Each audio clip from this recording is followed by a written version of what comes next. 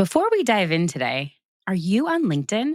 I'm a big fan of LinkedIn for Nonprofits. It's a suite of tools, free resources, and exclusive discounts curated just for you, nonprofits. According to their research, 85% of nonprofit professionals say LinkedIn helps them achieve their organizational goals. And that's not by chance. Need to find that perfect program director? Want to build relationships with corporate donors? Or are you looking to build an engaged community of supporters? LinkedIn for Nonprofits gives you proven tools to make it happen. Visit nonprofit.linkedin.com to unlock your exclusive nonprofit discounts and resources today. You can also visit the link in the show notes. This podcast is proudly brought to you by LinkedIn for Nonprofits. Now, let's get to today's episode. So there was an executive order. President Trump basically halted all federal grants and loans. So if you receiving funding, a lot of my clients get reimbursable grants. So once they charge the thing, they get the receipts, they present that to the federal agency and they reimburse them. So, of course, there was immediate panic. And I have a lot of clients whose staff are grant funded. Their position is funded by this grant. I'm Dana Snyder, your host of the Missions to Movements podcast. And my path to philanthropy has been anything but traditional. This show is your weekly mastermind, designed to give you the ideas, insights, and support you need to push the boundaries of what's been done before in nonprofit marketing and fundraising. Whether you're looking to build a magnetic monthly giving program, elevate your personal brand, or create partnerships that amplify your impact, this space is for you. I'll bring you solo episodes and conversations with industry leaders, offering actionable strategies and fresh perspectives that will move you and your mission forward. Let's turn your mission into a movement. Welcome back to Missions to Movements. Today, we are diving into a topic that has shaken up the nonprofit world a bit, which was the federal grant freeze. If you were listening to this live when it's coming out, this just happened last week. And if you're working in the sector, you've probably felt, and I will say in the United States, this podcast goes out all around the world. If you're in the United States, the federal grant freeze that happened and then was rescinded, and there's some confusion about what's going on. So you've probably felt the ripple effects of whether it's applications being put on hold, budgets being thrown into question, honestly, just a lot of uncertainty about what comes next. And I will be first to say, I am no grant expert, but I really wanted to better understand what's happening. And so when I don't understand something, I call on my friends. And I am very fortunate that DeaRonda Harrison and I both live in Atlanta. She is the CEO of June 1st Firm. She has been working for over a decade in grants. And if you work in the nonprofit space, you might already know of her. We have had the pleasure of working side by side and across from each other at co-working spaces over the last few years with other nonprofit consultants in the city. And immediately I texted her. I was like, will you please come on the show and talk to me and you all about what is happening? And she's like, yeah, for sure. So we are going to break down what this means for organizations that might be reliant on these funds, what maybe creative pivots she's seeing, talking to with her clients, how we can really shore up your fundraising strategies. And of course, what I had to ask about was how this moment really reinforces the power of monthly giving and even applying that into your grant application strategy. So we're going to cover a lot today. So let's get into it. DeaRonda, welcome to the show. I'm so thankful that you're here. Yeah, thanks for reaching out, Dana. She was texting me. I was actually out of the country, but I was like, you were out of the country? Yeah, I didn't tell you because I didn't want you to stop talking to me. Wait, where were you? Yeah, I was actually in Jamaica. I went for a few days for a weekend trip, and it was already planned, and then this happened. So, oh my gosh. So you were in Jamaica when everything happened? No, I actually wasn't there. I actually left literally 3 days later. Okay. Already had it planned. So anyways, I didn't want you to feel bad for texting me. I was like, it's fine. I'm on Wi-Fi, so. You're so kind. Oh, goodness. Well, I'm glad you had hopefully a lovely trip and then to come back to I did. everything that's happening. So I know you've been in the trenches, and this is actually give a background a little bit Yeah, I to can. what does June 1st firm focus on? Yeah, absolutely. I actually started in grants and I actually started in federal grants. I always tell people my first grant was a 21st Century Learning Grant, which is a Department of Education grant. So if anyone knows about that, they're like, oh my God, I can't believe you didn't run away after doing that grant. It's huge, complex grant, but that was my first introduction to the grant world. I was working for a local nonprofit in my community, just helping out, was sitting under a more seasoned grant writer and just was helping them with their grants and just continued to do that. So that's kind of how I started. So I actually started in federal grants. And then when I did my first corporate foundation, smaller grant, I was like, oh, these are wonderful. These are easy. So, but I was introduced to grant world through federal grants. So I have no other ways of like comparing it to anything else initially when I first got started. So I've been doing the public funding and I actually prefer federal grants. I like it's like putting together a puzzle for me. Mm, All the moving parts, all the moving pieces. You have to yeah. put together a project plan, a work plan. You just put all the different items together. And I like it because you follow a rubric and that's how you're scored. It's not as subjective as foundation. Foundation is more relationships and things like Mm, that. Federal grant, you follow the rubric, meet the criteria, you get the score. Generally, you'll get funded. So, interesting. Okay. For those that maybe aren't familiar, what's happening or what just happened in the United States, can you give us like a brief summary? mhm. So there was an executive order. President Trump basically halted all federal grants and loans. So if you receiving funding, a lot of my clients get reimbursable grants. So once they charge the Mm. thing, they get the receipts, they present that to the federal agency and they reimburse them.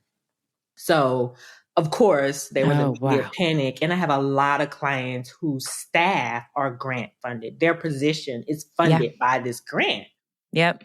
I was one of those when I first Yeah, started. yeah, yeah. Grant funded staff member, which is very common. It's not bad. And so it was just, again, a lot of uncertainty. So we were telling our clients, go into the portal, go into HUD's portal, pull down as much funding as you can, whatever you can do.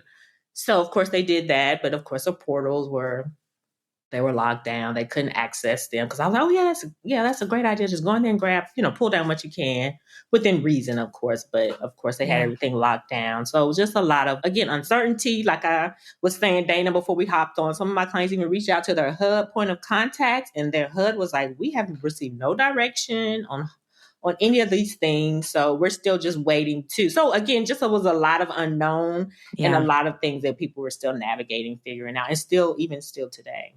Yeah. Are there places that you recommend that organizations, if there's still so much confusion, even in the government level, like you're talking about, are there certain organizations that you share with your clients to reach out to for the most like updated information? Yeah, that's a good question. I work with, part of like other consulting groups, and there's like this resource document that I'm happy to share, Dana, with your audience Amazing. that has all the different places of resources that they can reach out to, like the National Council of Nonprofits and all the different updates to executive orders, what's going on and where they can get support and different items, again, resources from. So it's a growing list. People are adding to it as, of course, the day by day, but I'm Yeah. happy to share that as well. Okay, amazing. And I know you have your own newsletter, right? Where Mm-hmm. people can be able to get more information. Can you share that too, where people can sign up? Yes. Yes. So it's on my website. It's junefirstfirm.com. If you put the /newsletter, you Okay. can sign up. I call it Grant Pro in your back pocket. Get all the information and updates that you need. I'm actually sending out, which I'm sure we'll dive into, diversifying funding. One of the key things with the private funding is building those relationships. So I'm going to actually talk about that next week on how to do that. So definitely sign up for my newsletter. Yes. Okay. I want to actually let's jump into private grants. So I have my own like perceptions, but I see a lot of like private grant applications out there and things. What's the actual size difference of private grants that are available versus federal? Like, I guess that's number of dollars. And then also, are there just like a ton more opportunities? Yeah, it's way more opportunity. There's more existing chances of private grants, but they're much smaller. I mean, they can range from $1,000 for like a junior league up to like it could still be up to like high six figures. depending on the grant and depending on your relationship with them. But generally speaking, your private grants range between about 10K to about 25 or 50K. Used to be like 75, but I'm only seeing now maybe 25, 50K. And there's just more of those versus federal grants, because federal grants are larger, much larger, multi-year, and they multi-million dollars. And then there may be more private funders that you match with versus, again, federal. So I was going to think that too. So is there more opportunity for a more like diverse organization base, mission wise, to be able to go after private funding? Are they also, because they're not as large of a sum, is it a quicker application and review process usually? Yeah, and it's typically simpler application. A lot of times you can just submit what we call LOI, or a letter of interest, 2 to 3 pages, highlight your organization, your mission, your program impact evaluation, your needs statement is in that 2 to 3 page. And then some of them actually have application portals where you go into an actual portal and enter in your information and submit. For the most part, a lot of them been getting back with you with decisions in about 3 to 4 months, sometimes even sooner, 4 to 6 weeks.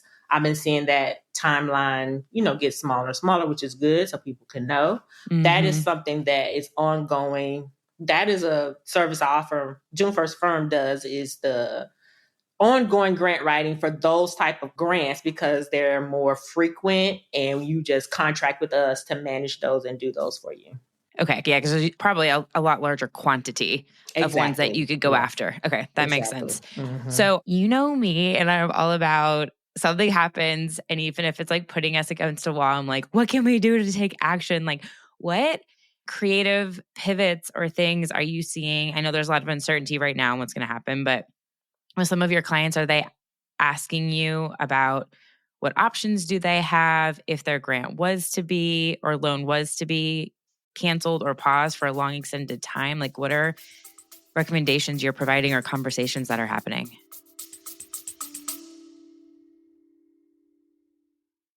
We're always told in marketing to go where your audience is. Well, I found where they are. LinkedIn. 87% of surveyed LinkedIn members are donors. This blew my mind. And with over 1 billion, with a B, people using LinkedIn all around the world, that is a lot of potential donors. And here's what I love about this. These aren't just passive users. These are professionals, leaders, and change makers who are actively engaged in making an impact. So how can you use LinkedIn to reach them? I recommend checking out all the resources on nonprofit.linkedin.com. And I've discovered this tool called Sales Navigator. Think of it as your secret Rolodex for finding the right person at that foundation you've been trying to connect with, or that corporate partner you've been hoping to reach. It's all about finding the right person to talk to and getting your nonprofit on their radar. And Sales Navigator can help you do that. LinkedIn for Nonprofits offers an exclusive nonprofit discount on Sales Navigator. Plus, they have a whole library of free resources to help you engage your community of donors. Go check out all the LinkedIn product discounts and free resources at nonprofit.linkedin.com. And I also have it linked down in the show notes. Now, speaking of building meaningful connections, back to the show. For the most part, all of my current clients are diversified, as well as they get individual donations, they get the private, and they get federal, state, county. I'll call that federal, but it's like federal dollars or their state or their county. So, of course, they're leaning more into maybe even some state and county, even though that's public funding. Sometimes a lot of that money that they get through those type of contracts are tax dollars. So that is something they may be leaning into more. And then, of course, their private grants and individual donations, monthly giving, which I always say, doesn't matter if your organization starts tomorrow, you can start a monthly giving program. Grants doesn't necessarily work like that. Yes. You want to build a pipeline and have proven impact and all the different things, but monthly giving is so great. I love that Dana is like the person for that. I'm like, every nonprofit should have a monthly giving program. But yeah, so I mean, I agree. Yeah, I mean, of course. Which is actually like a really good point. So, okay, so basically most of your clients are diversified. Mm-hmm. If someone's listening and they're not, what would be your recommendation? So I have worked with nonprofits who are like 70, 80% funded, and they maybe just get like some individual donations or event corporate sponsors or something like that. I'm not one of the big people like, well, this is why you should have been diverse. I mean, like, I think there's absolutely nothing wrong with you being 70 or 80% funded, because before this, everybody says that's what's guaranteed money. Federal grants are guaranteed money. As we can see, nothing is, but there's absolutely nothing wrong with that. But this is a time to consider, if you are the Right. consultant or the nonprofit, or you want to diversify, gently nudge your clients into pursuing private grants, or just looking at it and seeing what's out there and building a pipeline of prospect research and just seeing what private funders have a history of giving to their types of programs and services, and see what a pipeline looks like, and if there's any relationships there, to start having those conversations. But I definitely would Yeah. say look into that as an option, and monthly giving or individual donations, really leveraging that, telling your Yes. storytelling to really, really drive your monthly giving. Yeah. Tell people what's going on. Like, let them in on what's happening. Because I think a lot of people that aren't in the weeds in the sector like we are and hearing the news might have no idea what's going on. And so let them know your supporters. Reach out to local press in your community to talk about what's happening and how that could affect the community as a greater whole. People are going to want to hear about this. And they're going to want to give. Yeah, exactly. And want to give, and give them the opportunity to do that, and ideally in a recurring fashion. The other side, I've been trying to find it in my, maybe I just did. In my book, we talked about this a little bit This isn't the first time, and I'm sure it won't be the last, unfortunately, that, because administration changes all the time. There was an organization that I had read about when I was doing research in my book that also was like 85% federally funded. They were around for 123 years, the whole house. So they've been around a while. It was an organization, it was a historical social services organization in Chicago.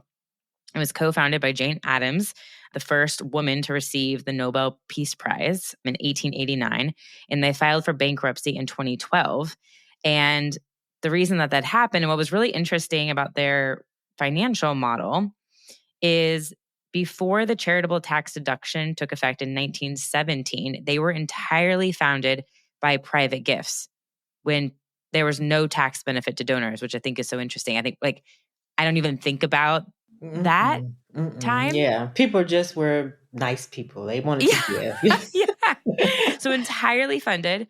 And then they shifted to be highly dependent on government dollars.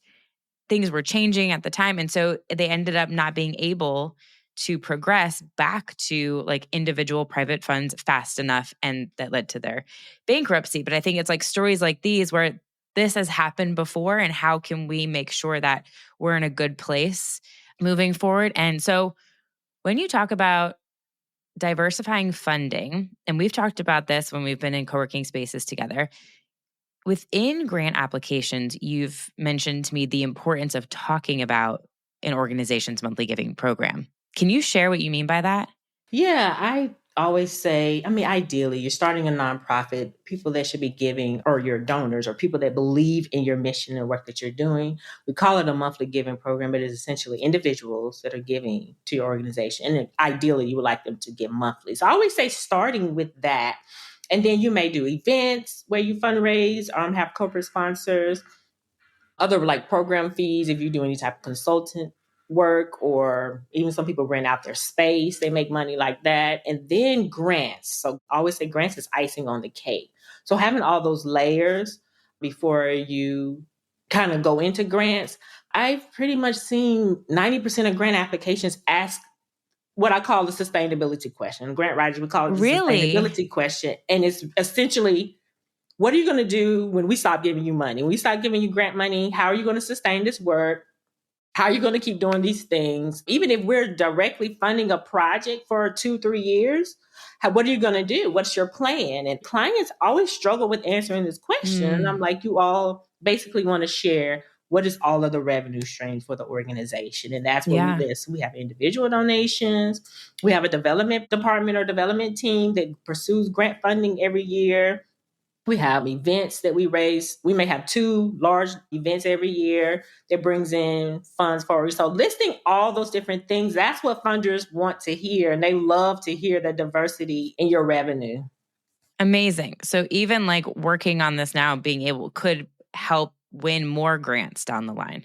Exactly. And leveraging your monthly giving. You can even say, like, we have individual donors and we have a very strong monthly giving where we have this many donors every month that give consistently to an organization. Yeah. And that is very comforting to funders. And they honestly don't want to continue to fund the work that you're doing because they're confident that you're going to Yeah. be around. I just had, this is so relevant, last night, one of the women from my first monthly giving mastermind in 2022 emailed me. And when the email title said data, she was like, I had to share this data with you that 33% of her donors are monthly donors now with a 93% retention rate, which is amazing. Amazing. And it's like, I couldn't only imagine if she's applying for a grant. She can To your actually say point, that. Yeah. she could say Say that that. exact thing. Yeah. That's rare. Like, even some large nonprofits, they may just have some individual donors that give like at the end of the year, every year. When I say large, I mean like 5 million, 10 million or more. Yeah. But to have that type of data or statistic and put that in your grant application, especially when you're applying and they've never funded you, that's definitely powerful. Amazing. Okay. So if somebody's trying to like DIY this, are there some resources that list private grants that they can research and apply for? Yeah, so I use FDO, which is Foundation Directory Online, and Instrumental is really good as well. These are paid services. I mean, they're pretty pricey, but if you are pursuing private grants, they are pretty robust. Okay. And I always say they pay for themselves if you get 1 grant or 2 grants or whatever. So definitely worth it. There's so many out there, but I've been using FDO for so many years. So I just default to that. And again, it's pretty comprehensive. And then there's like Grant Station out there. If you're a grant writer, if you're a part of Grant Professionals Association, that's a part of their membership. So Grant Station is a good tool to use. But if you're a nonprofit, you could check out GuideStar and Cause IQ for like different resources. But a lot of them are paid. There's not too many free available tools that can collect that information from you. The research tools you put in your cause, whether it's workforce development or job training, education, or youth after school program, being as specific as you can and pulling organizations that fund that type of work, it pulls together a list for you. You can go through it. That's definitely those tools you can utilize to start building your private grant funding pipeline. Okay. Amazing. Super helpful. We'll list some of these in the show notes for everyone to go check out. If they're like, I do not have the bandwidth, I do not have the time, which praise to you, listener, if you are saying that and you're like, I need to put this in the hands of someone else who is an expert.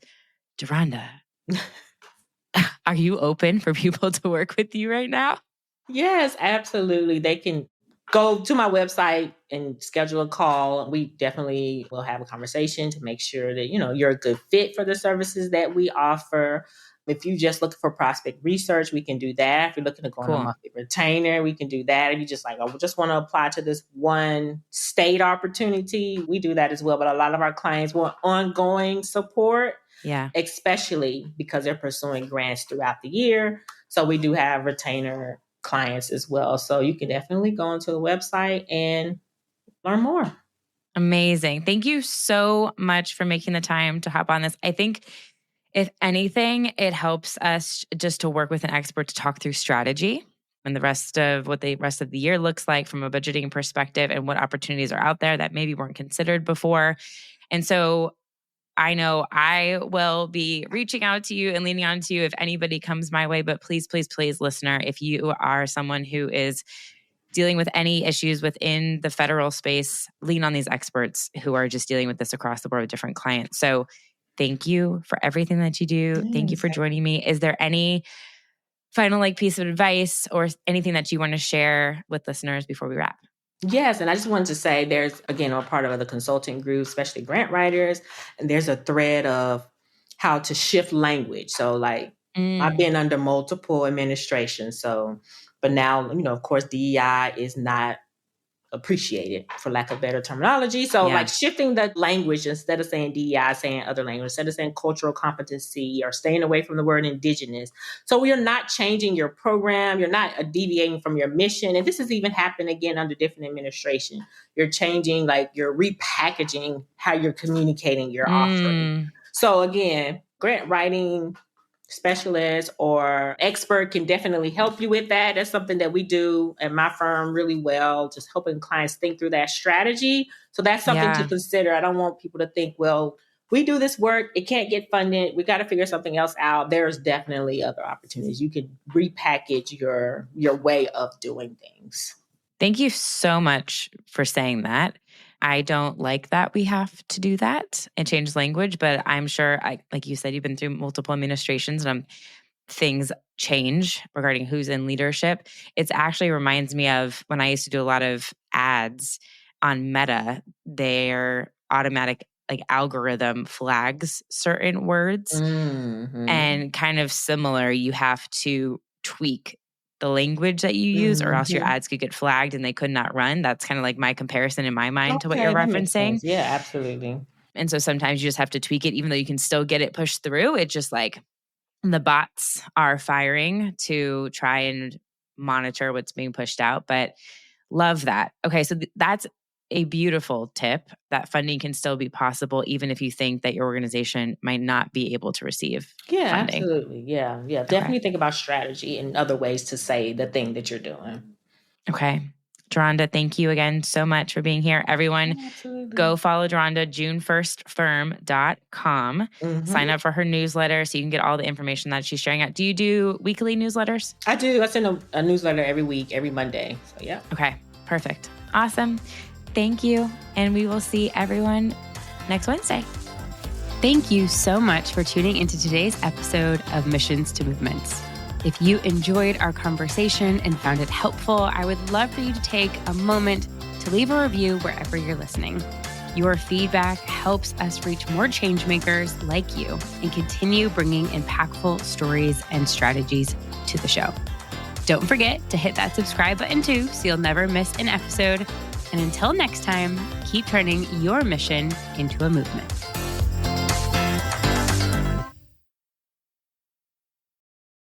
How did culinary care attract 60 new monthly donors in one night? How did the Innocence Project use premium incentives and artist collaborations to boost their acquisition strategy? You will hear these case studies and so many more at the Monthly Giving Summit coming up on February 26th and 27th. It is the only virtual, global, free event completely dedicated to helping you build, grow, and sustain your subscriptions for good, aka those recurring regular giving programs.